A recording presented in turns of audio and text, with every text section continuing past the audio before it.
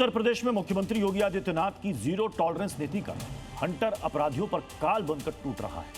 प्रयागराज में एक नाबालिग हिंदू लड़की से रेप करने वाले आरोपी मुशर्रफ को योगी फोर्स ने मुठभेड़ के बाद घुटनों पर ला दिया है।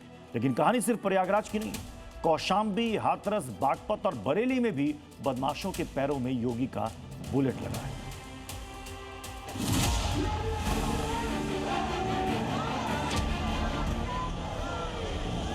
मैं तो एक योगी हूं।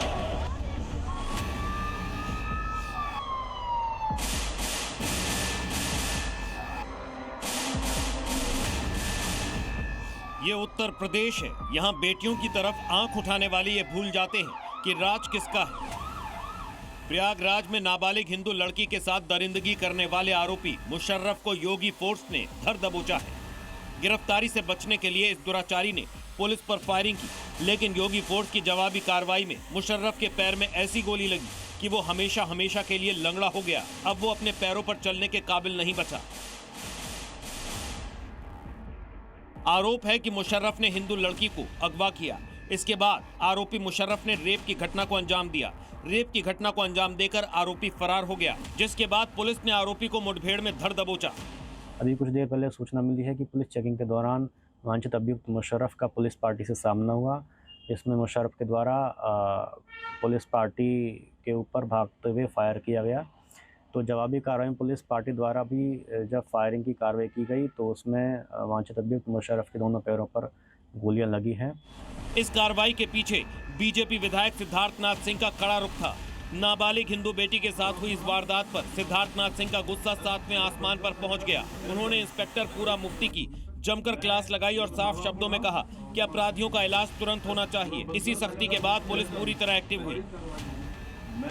ये योगी सरकार है, इन लोगों को बख्शा नहीं जाएगा। कुछ तो याद रखें कि इन लोगों ने जो हरकत करी है ना, उनके साथ क्या किया जाएगा। 10 पुश्तें इनकी याद करवा देना। अशरफ हो या अकबर हो, इनमें से किसी को नहीं छोड़ूंगा मैं। कितने लोग होंगे? अरे अतीक को नहीं छोड़ा तो ये कौन से खेत की मूली है साले। प्रयागराज तो सिर्फ शुरुआत है। योगी फोर्स का हंटर इस वक्त पूरे उत्तर प्रदेश में गरज रहा है। कौशाम्बी, हाथरस, बागपत और बरेली में बदमाशों और चोरों के खिलाफ बड़ी कार्रवाई देखने को मिली।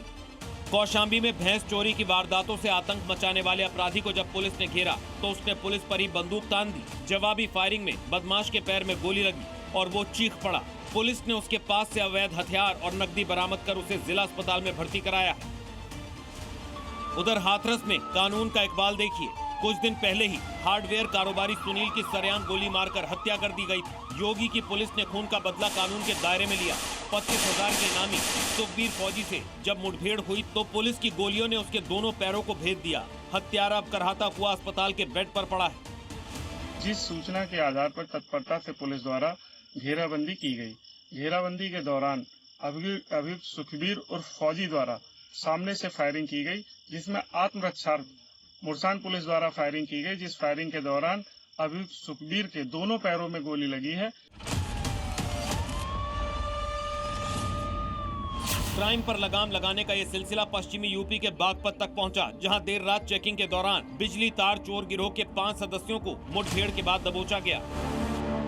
वहीं बरेली में बहेड़ी थाना पुलिस ने महिलाओं से कुंडल लूटने की घटना का खुलासा किया। पुलिस ने मुठभेड़ के बाद 4 बदमाशों को गिरफ्तार किया है, जिनमें से 2 आरोपी पैर में गोली लगने से घायल हुए हैं। पुलिस ने बदमाशों के कब्जे से लूटे गए कुंडल और अवैध हथियार बरामद किए हैं। प्रयागराज में नाबालिग बेटी से दरिंदगी करने वाले मुशर्रफ को लंगड़ा करने से लेकर सूबे के कई जिलों में बदमाशों की परेड निकालने तक योगी सरकार ने साफ कर दिया है कि यूपी में रहना है तो अपराध छोड़ना होगा, वरना अंजाम भुगतने के लिए तैयार रहना होगा। ब्यूरो रिपोर्ट, जी मीडिया।